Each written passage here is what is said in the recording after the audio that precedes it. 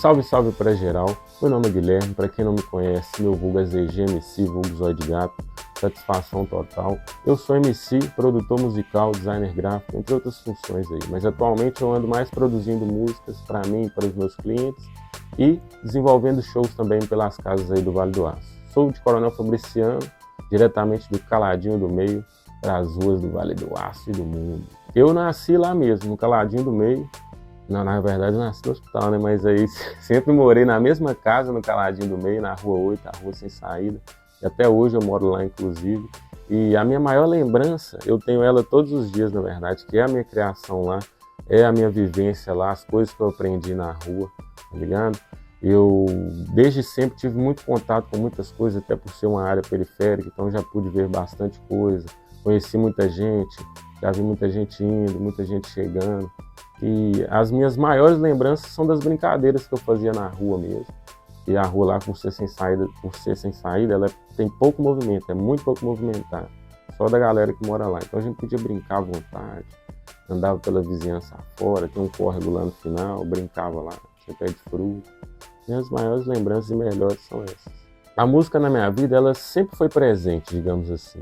Eu venho de uma família religiosa, no caso, minha família, a maioria deles são da Igreja de Maranata, evangélicos, frequentam até hoje, minha mãe, meu pai, minha avó. E isso, querendo ou não, me influenciou muito a ter contato com a música, porque teve uma fase da minha vida, foi bem curta, que eu ia para a igreja, eu era levado pela minha família, gostava também e tal, mas nunca dei seguimento na religião e tudo mais. E tenho fé em Deus, inclusive, mas não dei seguimento na religião especificamente. E dentro da igreja, principalmente a Igreja de Maranata, eu já tive muito contato com música, porque eles são um grupo de pessoas religiosas que focam muito na música de qualidade, bateria, violão, tinha aula de violão, e eu fui despertando interesse por música também, vendo isso. Aí, a partir do momento que eu parei de ir na igreja, parei de frequentar a igreja, eu continuei com esse apreço pela música, só que eu já conheci outros gêneros musicais, como hip hop, como funk, que inclusive foi o que mais me atraiu de início. A minha musicalidade hoje toda é proveniente do funk. Comecei ouvindo funk consciente, os que também não eram conscientes, mas enfim. Isso aí foram me trazendo vivências e conhecimentos sobre a música até eu chegar onde eu estou hoje musicalmente falando, né? Eu toco violão, toco carrom, produzo, faço rap, trap, reggae, enfim, eu gosto bastante da música em si, não só de um estilo específico. Musicalmente falando, o meu início foi esse, de contato com música, só que eu sempre tive interesse por outras áreas também, que era pela área da tecnologia. Eu sou técnico de informática, fiz tecnologia da informação, formei e teve uma época lá em casa que meu pai e minha mãe ficou desempregado e eu já tinha um bom desempenho no curso e tinha a possibilidade de fichar, isso eu tinha 16 anos. Na época era escola de curso profissionalizante, informática básica, Excel avançado, coisas do tipo. Aí eu, por já ter esse bom desempenho e interesse por tecnologia, por informática, essas coisas, consegui fichar nessa empresa. Na época o nome da empresa era Info.com, hoje nem existe mais. Eu consegui fichar nela e fui professor. Comecei a dar aula com 16 anos de informática básica. Eu fui emancipado, né, porque eu não podia fichar em horário integral sendo menor de idade. Aí com a emancipação é possível. Assinei carteira de trabalho, comecei a trabalhar normal para me receber mais e poder ajudar em casa. E fui assim durante 5 anos, porque eu dei aula durante 4 anos, depois saí, fui para o setor comercial, isso eu já tinha maioridade já.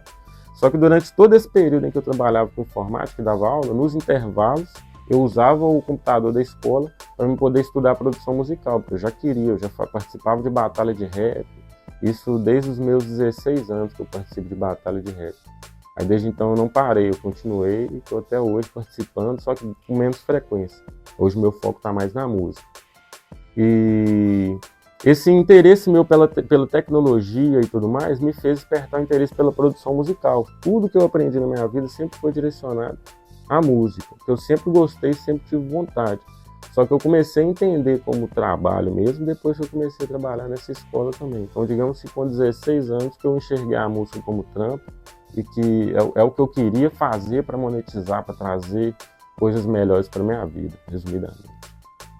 Durante o período que eu trabalhava como professor, eu também cursava, fazia faculdade na Unileste. Eu estudava Educação Física bacharelado, fiz até o 5º período. Aí chegou nessa época do quinto período, eu já estava um pouco desanimado porque estava aparecendo mais shows, mais oportunidade de fazer o meu trabalho andar, eu estava aprimorando os conhecimentos em produção. Aí na época eu estava trabalhando como consultor de vendas na mesma empresa, fazendo a faculdade de educação física e tentando fazer a música por fora. Só que aí eu já estava desanimado com a faculdade, já estava cansado de trabalhar os outros. Aí eu falei, vou abandonar tudo. Minha mãe e meu pai já tinham arrumado trampo também, já estava de boa. Eu falei, vou largar isso aí tudo e vou focar só na música. Aí eu larguei tudo, peguei o acerto, torrei meu acerto, não investi. Mas desde então eu comecei a investir, focar as outras coisas que eu fazia só para isso aqui, para a ideia do estúdio. Foi quando eu conheci meu sócio hoje da Casa Colado, que é o Lucas, onde ele tinha um estúdio lá e eu já tinha os conhecimentos e um computador velho. Aí eu falei, mano, vamos juntar e vamos fazer um estúdiozinho, vamos começar a produzir. E foi aí que eu desenvolvi a Capta Rap. A Capta Rap, eu vou até sair aqui rapidinho pra mostrar. Capta Rap, ó. Essa plaquinha aqui. Eu desenvolvi isso aqui lá no meu quarto, tem até um zoinho de gato aqui em cima. EZG significa zóio de gato. A ideia do projeto foi essa. Criar um estúdio onde eu iria fazer a captação de músicas e coisas do tipo. E surgiu isso aqui hoje. O sentimento, digamos, quando a pessoa começa a fazer um tipo de arte por amor, ela sempre está apaixonada, sempre está com ganância, sempre está com aquela disposição e tudo mais, aquele gás, né, de quem está fazendo, quem está começando a fazer um tipo de arte. Chega um tempo, quando você quer realmente trabalhar com a parada, que tem um choque de realidade, né, gente? Vamos dizer que é a puberdade do artista, tá ligado? Você chega num ponto onde você realmente vê que a realidade da arte é totalmente diferente do que a gente imagina no início, que a gente vislumbra mais. Ah, não, vou cantar, vou chegar, vou subir lá, vou cantar minhas músicas, vou ganhar meu dinheiro. Não é assim. Tem passagem de som, tem conhecimento, tem equalização, tem técnica vocal, tem aquecimento vocal. Você tem N coisas para você conseguir chegar lá e entregar um trabalho bem feito, que vai ser bem pago. Isso hoje em dia não me assusta mais, porque eu já entendi, já aprendi a lidar com essas coisas. E hoje eu consigo me manter em certos períodos com a arte. Pela nossa região, por ser uma região pequena, não tem tanto espaço para o nosso gênero musical. Inclusive, eu cheguei ao ponto de me adaptar. Antes eu cantava só rap, trap, funk. Aí eu me adaptei para bares também. Aí eu criei um repertório de voz e violão baseado no reggae, MPB, rap e pop rock. Aí eu consigo tocar em outros bares. Por isso que eu consigo me manter vivendo de música e de arte aqui dentro. Faço as produções musicais também para complementar, produção de evento. Porque se eu fosse só cantar, não dava certo aqui não, felizmente. Só se eu fosse uma pessoa muito famosa já. Deus quiser ainda vou ser, mas ainda não é esse momento. Então eu tenho que me desdobrar com os tentáculos dentro da arte. E outra coisa também, fazer uma coisa só é entediante. É bom aprender mais coisas. Se a música ela vem desde a produção até o marketing, tenta aprender da produção, tenta aprender do marketing, aprenda da música, N coisas. Atualmente, cantar para mim sempre foi e sempre será, porque eu sinto no meu coração que não tem como eu enjoar de música. Para mim, música é tudo, sempre, até porque, não sei se seria da hora eu dizer isso, mas é a minha concepção.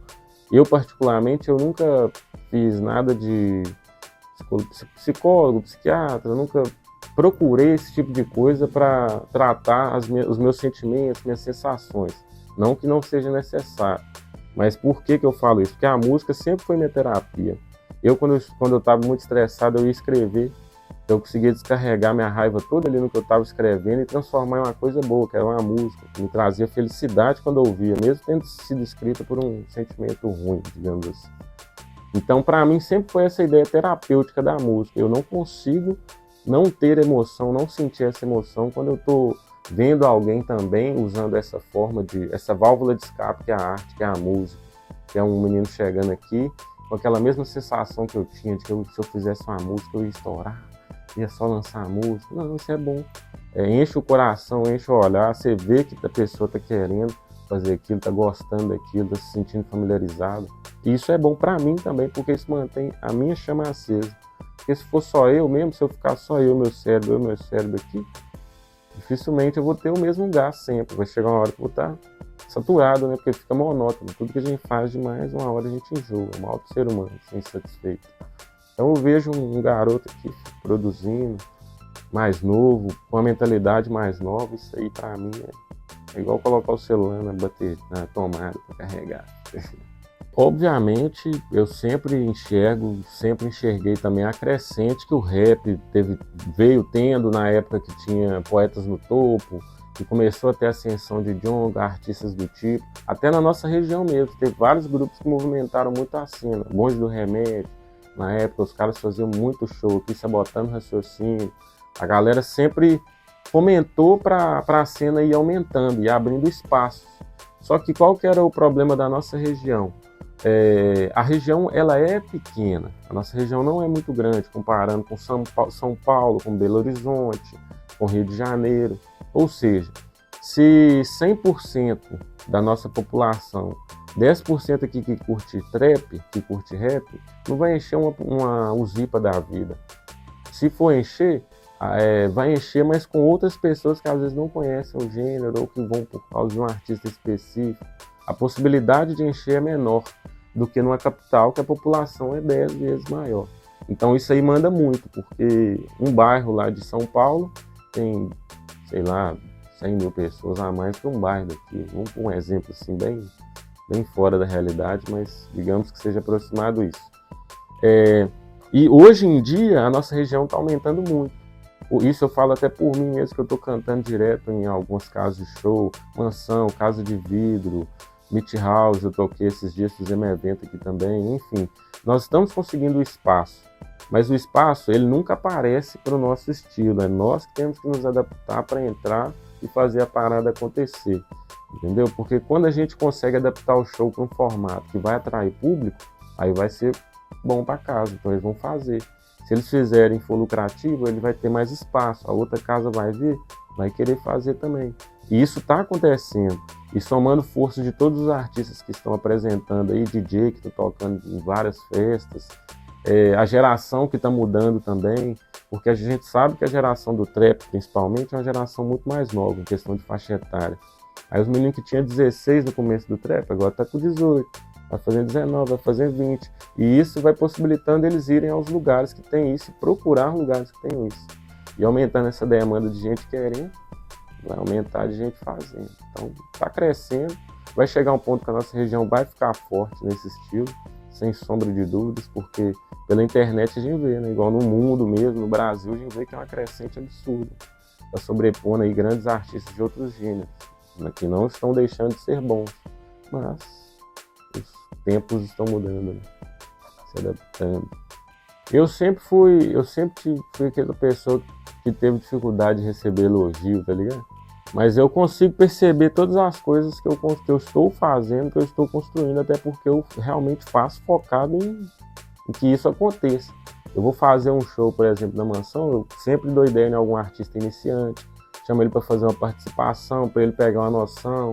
Se tiver alguém lá com dificuldade de entender o que tem que fazer para uma passagem de som, para deixar o microfone dele com qualidade, eu vou lá e explico. Chega no estúdio aqui, o menino não sabe, eu ensino.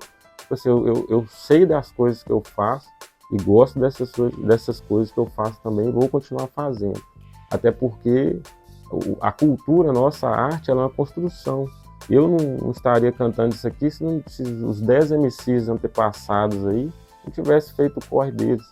Eu não teria as referências que eu tenho hoje, não teria o mundo que tem hoje. Enfim, a gente depende disso, é sempre uma estrutura que vai somando para construir outra. Então eu faço a minha parte para somar para a cultura, faço a minha arte também, que soma para a cultura também. E o reconhecimento é a melhor sensação, mano. O maior retorno que o artista tem é o reconhecimento. Não é você ganhar R$1.000, não é você ganhar R$2.000, 10 mil, porque isso aí você vai gastar e você não vai nem lembrar que você ganhou. Agora um parabéns, você é foda, mano, você mudou minha vida, essa letra sua, não, que doideira, isso aí você não perde não, isso aí não vai embora não, só vai aumentando e alimentando. E pra mim a sensação melhor que tem é essa. Então eu consigo reconhecer as coisas que eu faço e tenho um reconhecimento disso e reconheço geral que apoia também, que faz essa arte ser possível também. Eu desde pequeno gostei de personalizar tudo. Tipo assim, igual na escola, uma coisa que a galera odiava que fizesse era riscar a mesa, né? Riscar a lousa. Eu desenhava tudo. Eu não aguentava ver um pedacinho, ser um desenho, livro, caderno, desenhava as capas do meu caderno, tudo. Sempre gostei. Eu sempre falei com a minha mãe também, que eu falo assim, mãe, eu vou fazer uma tatuagem. Eu vou fazer uma tatuagem.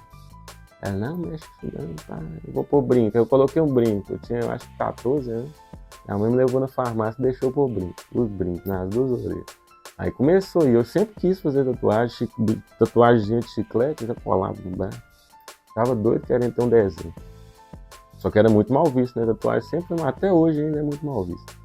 Aí com 16 anos eu ganhei minha primeira batalha, que foi até na Praça do Vale, aqui perto, aqui na Cidade Nova. E essa batalha valeu uma tatuagem. Aí eu ganhei a tatuagem. Aí eu falei assim, mãe, então, ganhei a tatuagem, vou ter que fazer tatuagem. Como é que eu não faço? Eu ganhei o negócio. Ela, vai fazer onde? Vou fazer na perna. Tá bom, eu fui lá e fiz na minha perna. Escrevi um negócio de rap aqui e tal. Peguei no Google Imagens lá, imprimiu, tatuou e foi isso mesmo. E ficou boa. Eu fiz a 16, tem 10 anos que eu fiz essa tatuagem. Aí depois disso eu não parei mais. Comecei a fazer, falava que era só mais uma, só mais uma, só mais uma. Tô aí com só mais um monte. Aí no rosto, no início, isso aí meu pai não ligava, não. Meu pai só falava, uai, você sabe o que você faz a sua vida. Se você quiser, você tatua. Você lembra que vai ser difícil te arrumar emprego e tal. Aí eu decidi tatuar, cara. Eu falei assim, no dia que eu larguei a faculdade, que eu larguei o trabalho para viver da parada da música, eu pensei assim, se eu tiver tatuagem na cara, ninguém vai querer me contratar. Tá bom, vou tatuar a cara, que aí eu vou ter que ser obrigado a viver de arte ou eu vou morrer de fome. Aí eu comecei, fiz vários tatuos, só que essa tatuagem nunca foi para ser uma expressão de afronta, nada. É porque eu gosto mesmo, não vejo nada demais, não ligo pra opinião dos outros. Gente que me olha torto na rua, isso aí é até bom, que não força simpatia. Tipo assim, a pessoa vai julgar o outro só pela aparência, pra mim já é uma personalidade que eu não quero próximo a mim, então isso aí já afasta muita coisa. A respeito da minha família, hoje em dia também eles não ligam, minha tia tem tatuagem, minha irmã tem tatuagem, mas não é muito igual eu, né? Mas elas têm também. Minha mãe não tem, meu pai não tem, porque todo mundo é da igreja também. Então a galera não gosta muito de ter, mas eles não me julgam por eu ter. Eu sempre tive responsabilidade, mesmo tendo muita tatuagem, trabalhei, mantenho o veículo, enfim, faço meus corre tudo, tenho a empresa, sempre trabalhei bem. Então foi de boa, ajudei em casa, então nunca deixei de ser uma pessoa amorosa, benéfica para a família por causa disso. Então isso não tem como interferir, até porque eles têm uma mentalidade também mais aberta, né? Independente disso, tem família que não aceitaria. Normalmente, hoje em dia, a galera acha até que eu sou tatuador. Inclusive, eu tô aprendendo tatuagem, tanto que os outros perguntam se eu sou tatuador. Porque eu tenho cara mais de tatuador que eu monte de tatuagem. Aí os outros me param, você é tatuador? Eu falo, não, sou músico. Aí agora eu vou falar que eu sou tatuador, que eu tô perdendo dinheiro aí. Minha maior motivação é minha família. Minha família e a fé que eu tenho. Resumidamente, minha maior motivação é essa. O melhor conselho que eu já recebi da minha vida: não ligue para a opinião alheia. Observe e absorva antes de decidir qualquer coisa. Isso aí foi minha mãe que falou para mim. O melhor conselho que eu já ouvi. Meu maior sonho, mano, é dar um sítio pra minha mãe e pro meu pai. Porque ela gosta demais de planta, meu pai gosta de criação demais. Então é um sítio grandão pra ele ter as criação dele, minha mãe ter as plantas dela, fazer os artesanatos dela, costurar, ficar à vontade. É o maior sonho mesmo. Depois disso, vem comprar carro, comprar não sei o que, né? Coisa mais fútil, né? Daqui 10 anos eu espero estar bem estabilizado já, com a maioria das minhas metas já realizadas. Eu quero isso até para antes, né? Mas daqui 10 anos já vou ter passado por esse processo, já vou estar tranquilo. Se Deus quiser, minha família vai estar junto comigo também, todo mundo bem, vivendo bem. O meu filho, já que eu sou doido, eu tenho um filho. Eu tenho vontade demais de ter um boneco na pista.